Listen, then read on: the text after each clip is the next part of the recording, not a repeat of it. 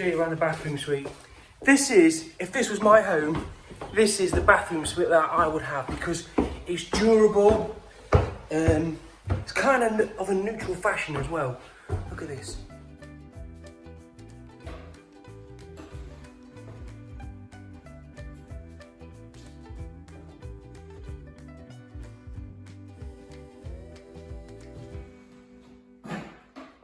So personally, I don't think enough installers push weatherboarding.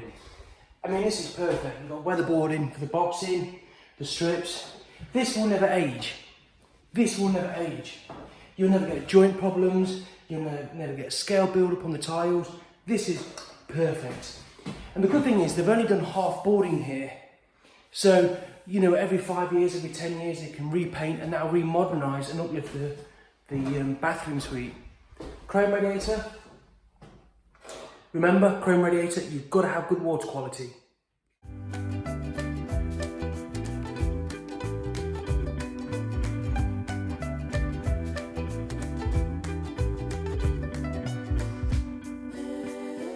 So some tips now, when you put in a waste pipe in, always do it so the actual joint is cement in the wall. So then it makes the pipe clipping distance, it just makes it look a bit more professional.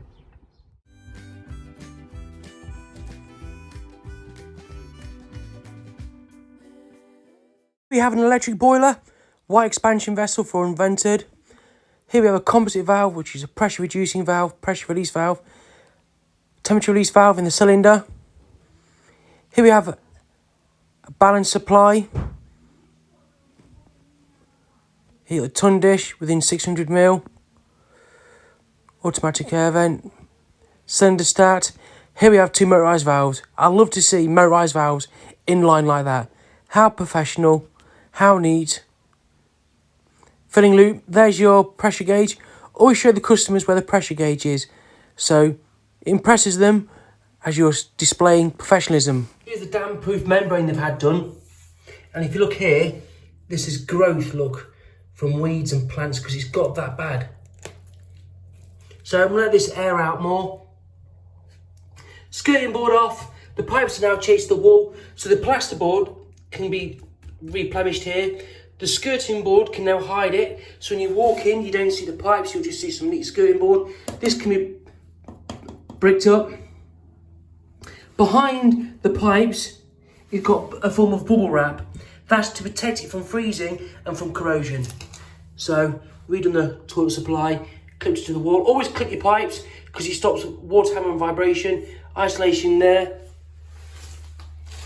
Put the waste pipe through, lower, so it can be boxed in, so they could put some 2B1 here, look. Skirting board on top of it, hide it in.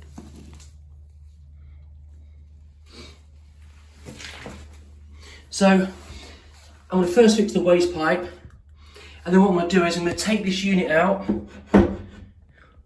mark up the edge, and the edge here, so the plasterer, painter, and joiner can come in and prepare it for me.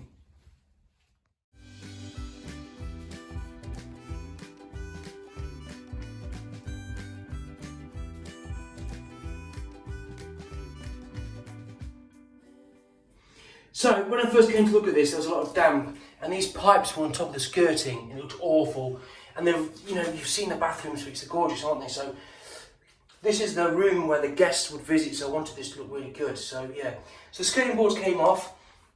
Now then, if you ever get plaster that's touching the floor and the wood is, that will cause damp. So if you look just here, you can see where the damp has written.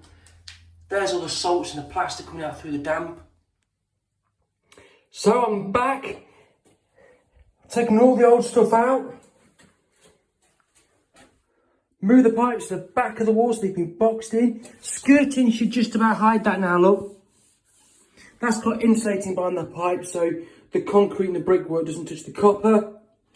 The waste pipe is now lowered down, look, so it can be boxed in. The unit's going to go back in today. I'm going to put some silicone across there to seal it. So customers got this from Victoria Plumb. I don't supply anything anymore. I just feel that there's no profit in anything now. There's no point supplying something if you're not making profit and getting any advantage from it. So yeah, what I do is I send customers links on Amazon or Victoria Plum. Takes no overheads, takes all liability away from me as well. So whenever you order a waist, always check for the slot. That is a slot on the basin waist, look, because the basin has a built-in overflow. Dun, dun, dun, dun, dun. So fitting these flexi tails, always do these hand tight. Now, if you cross thread these or damage it, more than likely you will not get any form of warranty or support, because the amount of people that cross thread these is unreal. There you go. Flexible connectors are good, but personally I don't think they hold the tap in properly. So in this case it's perfect because it's a monoblock and there's double brackets. But if you're working in a school or hospital or residential home, these are illegal because they hold Legionella. They're a young couple that live here and they're really nice actually, so no issues. So I'm going to solder some elbows on. It's nicely clipped at the back. I'm going to put some nice pipe sleeves around there. I'm going to put an elbow on there. Isolation valves facing the front. These are ragtails. You can actually buy these specially, so I've been told. And you can actually buy series valves that are flat on the top for these connections. There's my soldering box. I don't do posh fancy stuff. You're here to earn money, you're here to impress and build a reputation. I've got that lot. That was £3, brilliant. In my toolbox, I've got loads of different types of cap end for emergencies. So those push fit elbows I'll use again. Another tip by Johnny Forehead. So I've got a container so that when I'm soldering, I can spray water. If there's any smouldering, white flux off. Here we go. Take the nozzle out, and if you've got a problem where you can't solder because there's water in the pipe, thread that down the pipe, squirt, and you'll get the water out.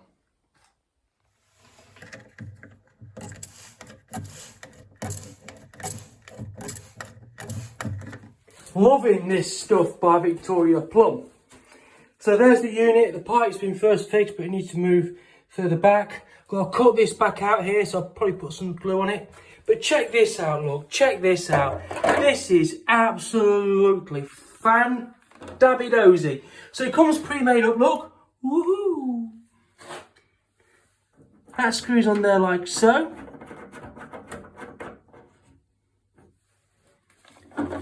And look at this isolation valve that screws on with it.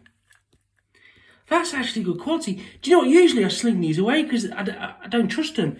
But look at that. Good seal on it, look.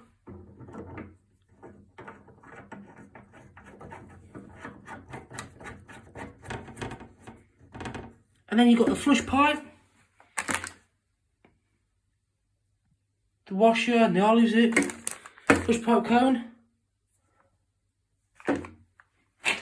The bracket comes so those top exits go flush with that, so it fits nice and neat. It's made my night, that. Seeing that valve probably cheer me up. When them days is dawning, all I need is the sun dawning. Push that on there like so.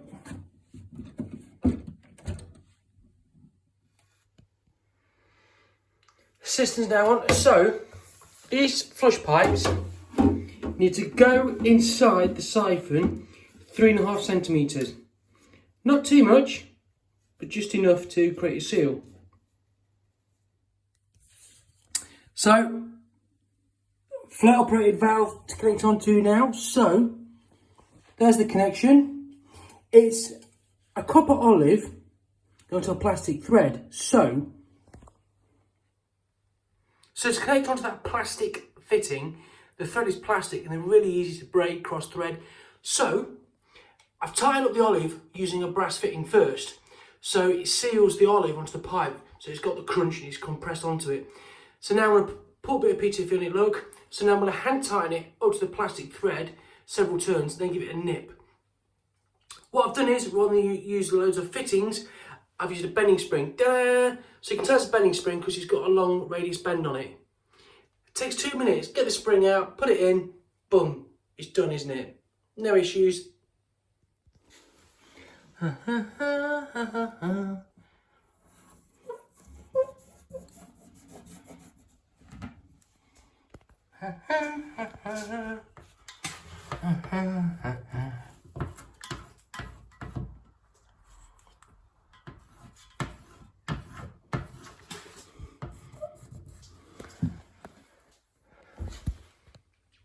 My favourite tool, bloody love this. Got my ear protection for wing nuts. I'm nearly mat. And it's all cut out, ready to go. Have it.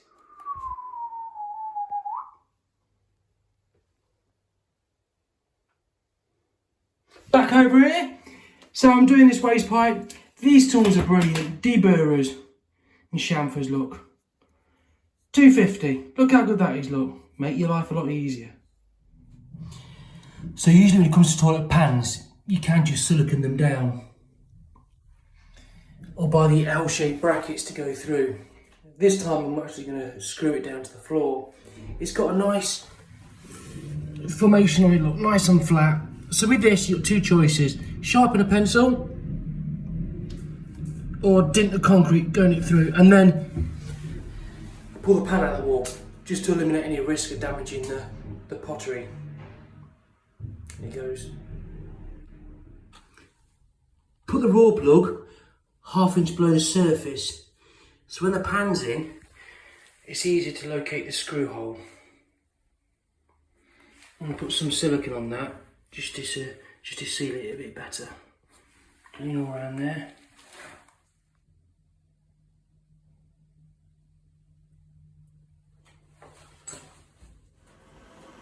Right guys, it's just a toilet, but always do a performance test. You never know. There could be some issues with the pan, there could be an issue with the moulding, could be cracked, could leak from underneath, so always do a performance test. Better now, before the flooring goes down.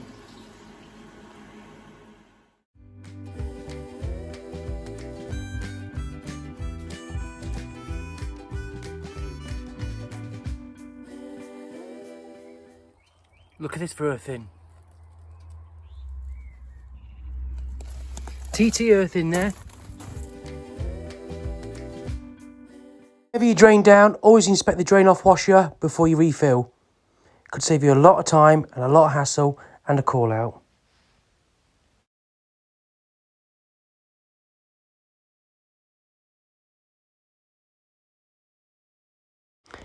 Boiler servicing, maintenance work, always add inhibitor. Keep the system healthy, keep it protected. Here I'm adding some inhibitor in the top, look. Male line straight, filter in, get at the bottom of the system, get it round.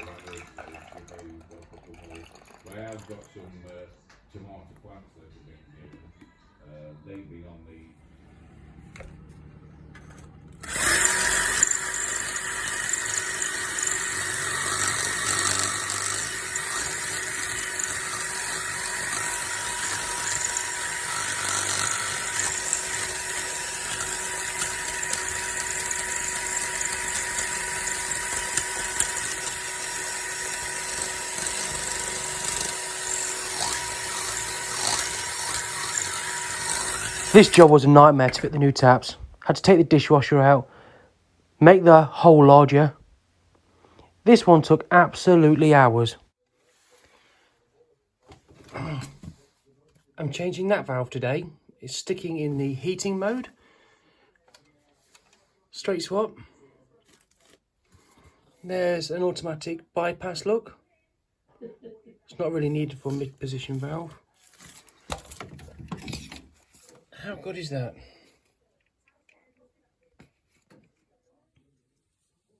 The colours are the same, so I'm doing like for like, so blue out, blue in. Quite a straightforward job, really. To move the head, just push the button in.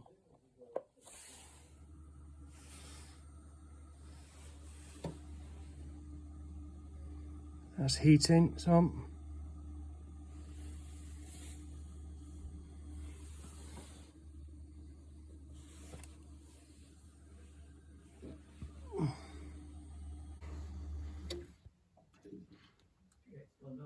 Yeah, it's off.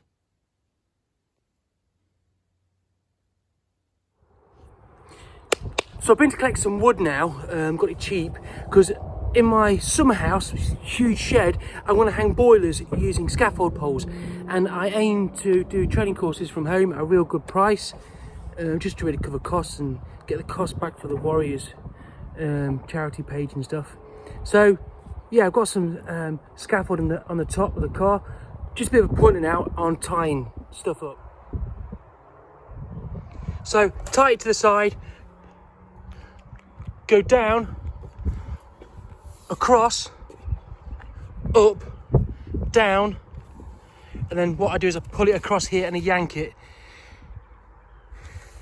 I've gone over 2-3 times because this rope is actually quite thin, but you've got to get all the movement out of the rope. And then right at the last moment, I've gone round the base look, just to take any movement away. If you don't tie it properly, you can get fined. I think the fine's about £2 grand. And what you can do is as well, look, you can put something at the back just to alert other drivers. This is brilliant. This is brilliant. Can't believe I've just realised this. What's the best tool and the only tool for a plumber? Yep, you've guessed it. And it's got a symbol on. After all this time, I've only just noticed it. Look at this. Fantastic. It's made my night. My footprints has got a symbol of a foot on. Wow! So today's job is this basin. It's been connected using flexible connectors.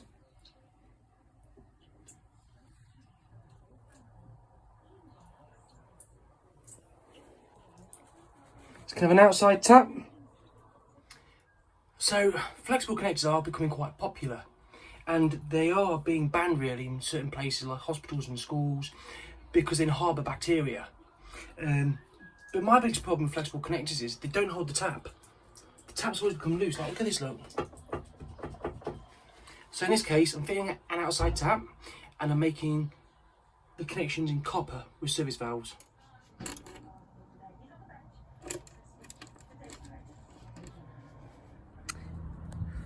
Centre to centre, 2.5 inches or 6 centimetres. Centre there. Centre, we'll go just there, look, 6 centimetres.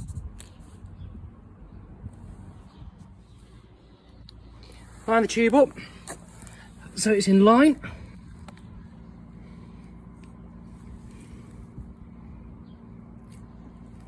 There you go. So if I bend this pipe now, it would end up like that, which you can see the centre line of that pipe is where the mark was. Let's make another for the hop. Looks about that. Look at that. How's about that then, eh? Yeah, that's good for me. Happy with that.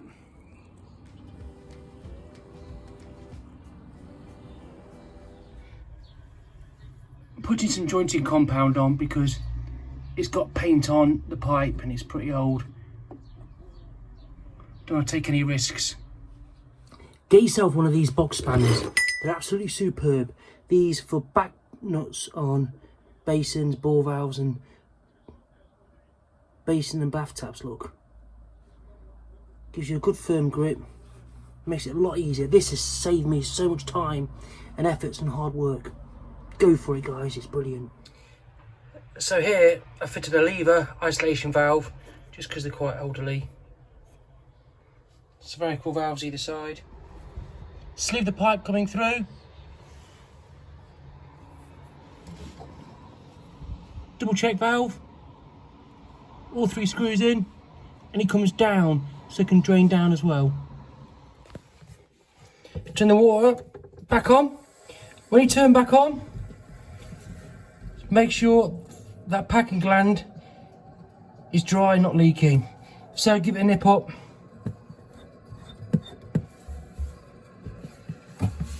Looks good. This job is dripping ceramic discs. So, a bit of a hint on these. You can get replacement ones.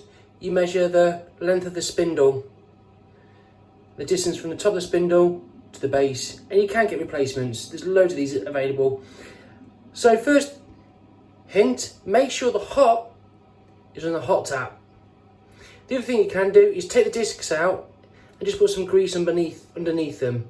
But a quick fix is I've taken the bottom O-ring off, that seals it to the base of the tap. Here you go. What I'm going to do is, I'm just going to wrap some PTFE around this, because more often than not, it's not the actual disc that's leaking, it's this O-ring. It's got a little bit worn, bit of dirt on it, it's lost its bounce or seal, so I'll put some PTFE over this, stick it back in, hopefully that should fix it.